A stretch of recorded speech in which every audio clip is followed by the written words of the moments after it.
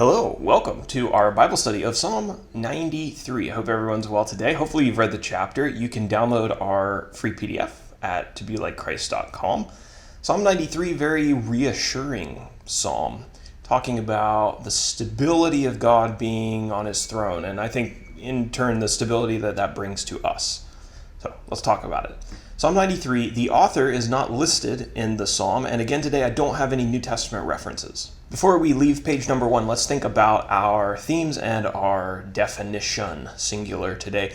The themes, the steady rule of a righteous God, and number 2, God's throne is unthreatened by the chaos of the world.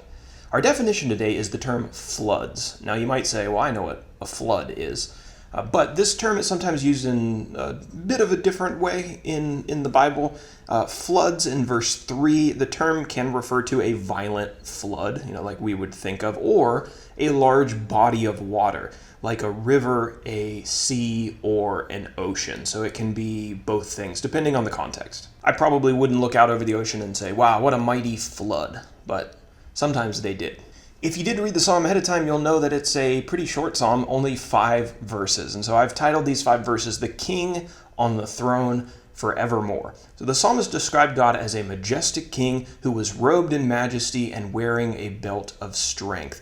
The Lord sits on this throne, and it's an everlasting throne. His reign never ends. He's been king since before time started. He'll be king all the way into eternity. For us humans, one of the ways that we can observe the greatness of God is the fact that he created and established and sustains the earth. The writer described God as being mightier than the floods, and there's our word from our definition section. And if you think about it, you can contrast the instability of these waves with this eternal stability of God's throne.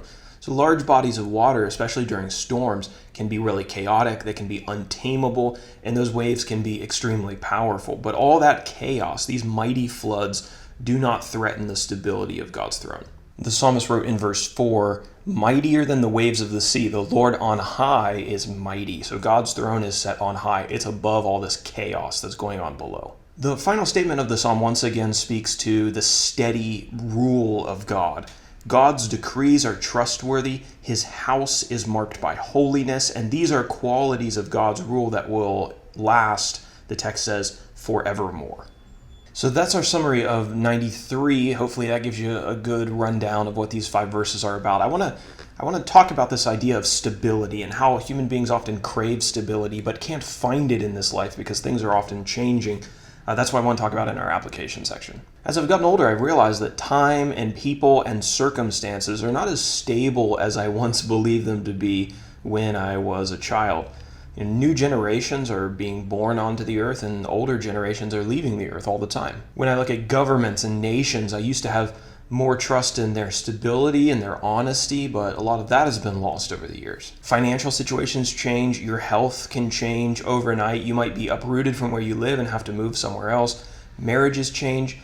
Friendships are always in flux. Your pets that you've had forever and that you love can pass away. Your retirement plans don't materialize. Your car breaks down, you have to buy another car. Your favorite shirt that you've worn for years gets torn and ends up in the trash. Your local restaurant, your favorite local business shuts down around you and you have to find somewhere else to go. And there are a million other things that are constantly dynamic and constantly changing all around us. And, some of these things are hugely consequential to your life. Now, some of them, not so much. But all of them are a constant reminder that everything around us is changing, and a lot of that is completely out of our control. And that can be a really frustrating feeling.